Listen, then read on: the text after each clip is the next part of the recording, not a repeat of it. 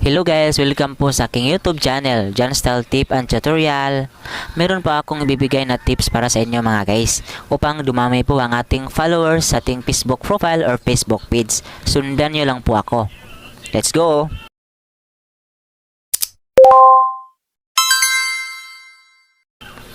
Open po natin ang ating Facebook profile or page. At i-click po natin yung tatlong dash sa itaas. So, click rin natin ang professional dashboard. At i-click po natin ang engagement. At dito sa engagement mga guys, scroll down. So, invite people to connect. Click po natin. So, ayun guys, invite people who reacted.